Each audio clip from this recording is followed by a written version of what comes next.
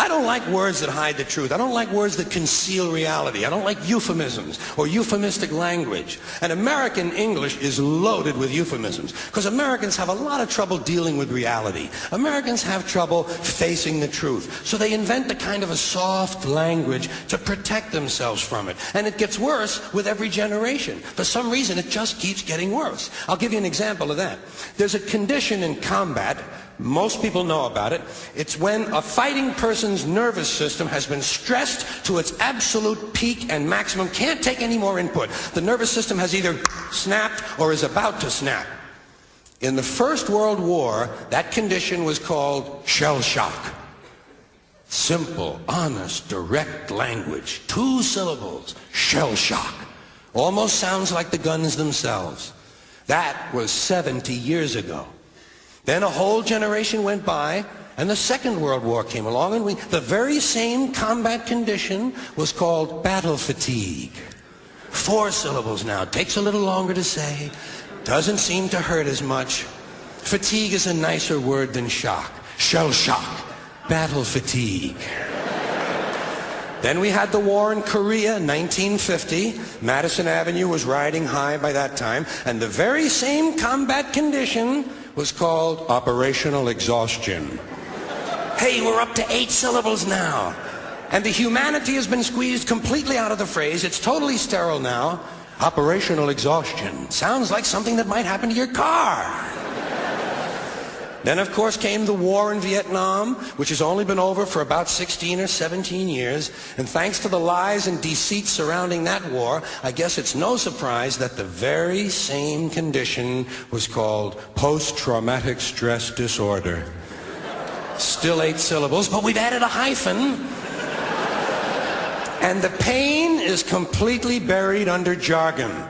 Post-traumatic stress disorder.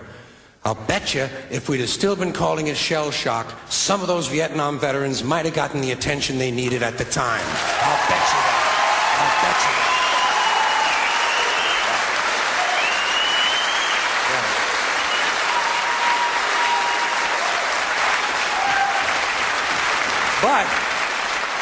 But it didn't happen. And one of the reasons is because we were using that soft language, that language that takes the life out of life. And it is a function of time. It does keep getting worse. Give you another example. Sometime during my life, toilet paper became bathroom tissue. I wasn't notified of this. No one asked me if I agreed with it. It just happened. Toilet paper became bathroom tissue. Sneakers became running shoes. False teeth became dental appliances. Medicine became medication. Information became directory assistance. The dump became the landfill. Car crashes became automobile accidents. Partly cloudy became partly sunny. Motels became motor lodges. House trailers became mobile homes. Used cars became previously owned transportation. Room service became guest room dining. And constipation became occasional irregularity. When I was a little kid, if I got sick, they wanted me to go to the hospital and see the doctor. Now they want me to go to a health maintenance organization or a wellness center to consult a healthcare delivery professional. Poor people used to live in slums. Now the economically disadvantaged occupy substandard housing in the inner cities. And they're broke. They're broke. They don't have a negative cash flow position. They're fucking broke. Because a lot of them were fired. You know, fired. Management wanted to curtail redundancies in the human resources area.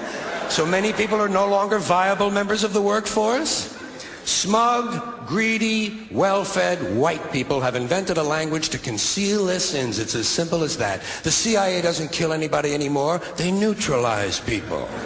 Or they depopulate the area. The government doesn't lie. It engages in disinformation. The Pentagon actually measures nuclear radiation in something they call sunshine units.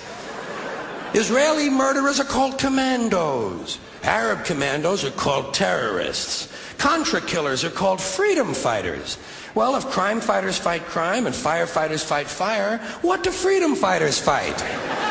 They never mention that part of it to us, do they? Never mention that part of it.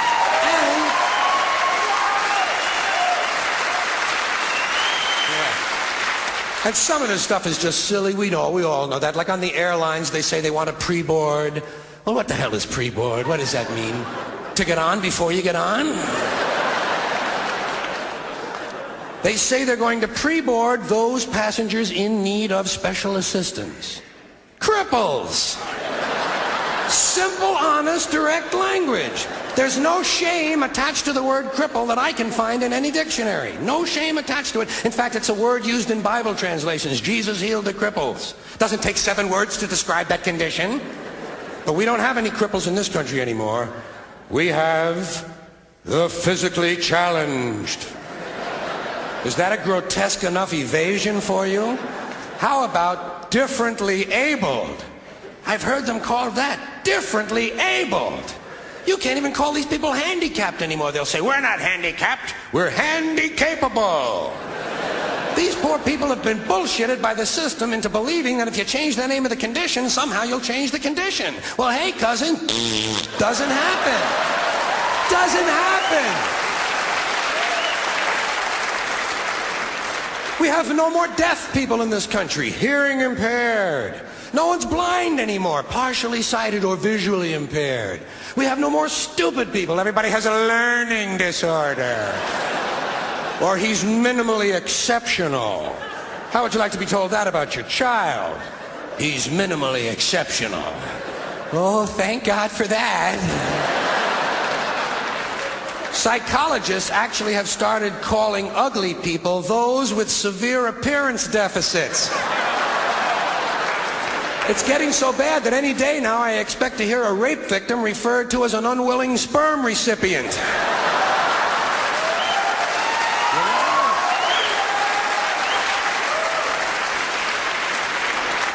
And we have no more old people in this country. No more old people. We shipped them all away, and we brought in these senior citizens. Isn't that a typically American 20th century phrase?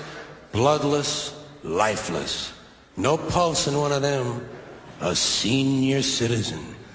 But I've accepted that one. I've come to terms with it. I know it's here to stay. We'll never get rid of it. That's what they're going to be called, so I'll relax on that. But the one I do resist, the one I keep resisting, is when they look at an old guy and they'll say, look at him, Dan. He's 90 years young. Imagine the fear of aging that reveals. To not even be able to use the word old to describe someone, to have to use an antonym.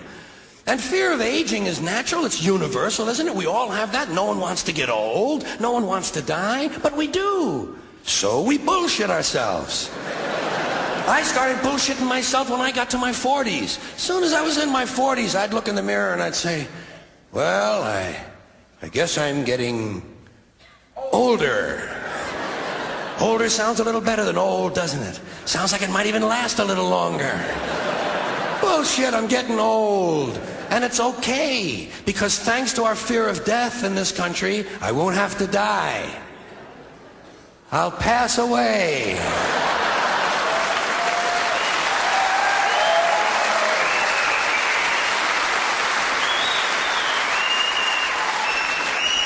Or I'll expire like a magazine subscription. If it happens in the hospital, they'll call it a terminal episode. The insurance company will refer to it as negative patient care outcome. And if it's the result of malpractice, they'll say it was a therapeutic misadventure. I'm telling you, some of this language makes me want to vomit. Well, maybe not vomit. Makes me want to engage in an involuntary personal protein spill. Thank you all.